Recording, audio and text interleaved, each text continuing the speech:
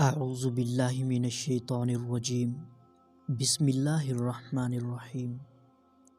تمام دیکھنے اور سننے والوں کو السلام علیکم۔ حضرت محمد صلی اللہ علیہ وآلہ وسلم نے فرمایا، آخری بندہ جسے اللہ پاک جہنم سے نکالیں گے، پتہ نہیں کتنے ہزار سال جہنم میں جلنے کے بعد جب باہر آئے گا تو پلٹ کر جہنم کی طرف دیکھے گا اور کہے گا، یا اللہ تیرا شکر ہے، تو نے مجھے اس دردناک عذاب سے نجات دے دی۔ اسے سامنے ایک پودا نظر آئے گا تو کہے گا، اتنا عرصہ بیت گیا ہے، نہ ٹھنڈ دیکھی، نہ رحمت دیکھی، نہ مٹھاس چکھی، نہ پانی چکھا۔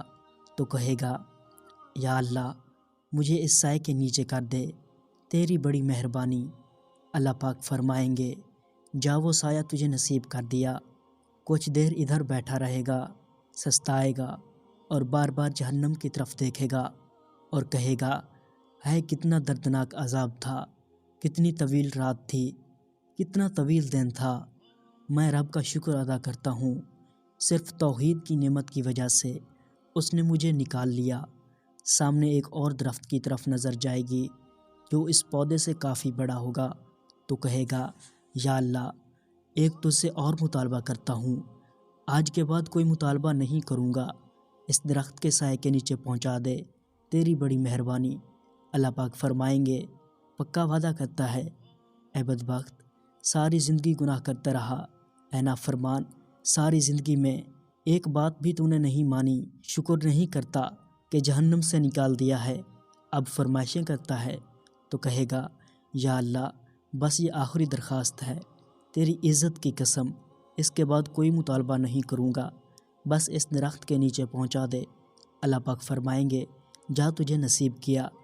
ایک اور بڑا درخت دیکھے گا تو پھر تھوڑی دیر کے بعد کہے گا، یا اللہ میں دنیا میں تیری رحمت کو پہچان نہیں سکا، اب تو اپنی رحمت دکھا دے، بس اس درخت کے نیچے پہنچا دے، تیری بڑی مہربانی، تیری عزت کی قسم آخری مطالبہ ہے، اب کوئی مطالبہ نہیں کروں گا۔ اللہ پاک فرمائے گا، اتنا بڑا نافرمان مجرم آدمی، پھر فرمائشیں شروع کر دیں، شکر نہیں کرتا، جہنم سے نکال دیا ہے۔ تو کہے گا، یا اللہ تیری عزت کی قسم بس اب نہیں کہوں گا، یہ آخری مطالبہ ہے۔ تو اللہ پاک فرمائیں گے، جا تجھے نصیب کیا۔ متعدد بار اس طرح کرے گا اور ایک درخت کے نیچے جا کر بیٹھے گا تو تھوڑی دیر وہاں بیٹھنے کے بعد اسے جنت میں ایک مقام نظر آئے گا، اسے دیکھے گا تو حقیر ہو جائے گا، لیکن دل میں خیال آئے گا کہ اب اگر مانگا تو کہیں اللہ دوبارہ جہنم میں نہ بھیج دے، لہٰذا چپ کر کے بیٹھا رہے گا، لیکن اندر دل ہی دل میں ابال اٹھیں گے کہ مانگوں، لیکن ڈر سے مانگے گا نہیں کہ اتنی دفعہ قسمیں کھائیں، توڑ دیں، کہیں اللہ دوبارہ جہنم میں نہ بھیج دے، تو چپ کر کے بیٹھا رہے گا۔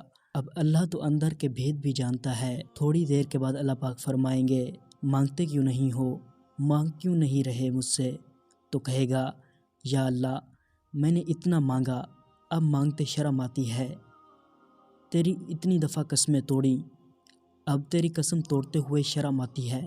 تو اللہ پاک کہیں گے، لگتا ہے تو نے مجھے سمجھا ہی نہیں، اے میرے نافرمان بندے، جس نے مجھے پوری زندگی خوش کرنے کا ایک کام بھی نہیں کیا۔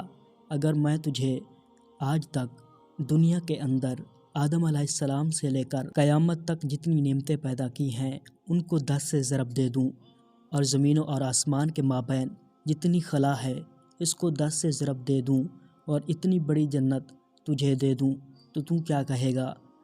تو اس بندے کے منہ سے بے اختیار نکل پڑے گا، یا اللہ میں اتنا بڑا گناہ گار ہوں اور تو رب ہو کہ میرے ساتھ مذاق تو نہ کر۔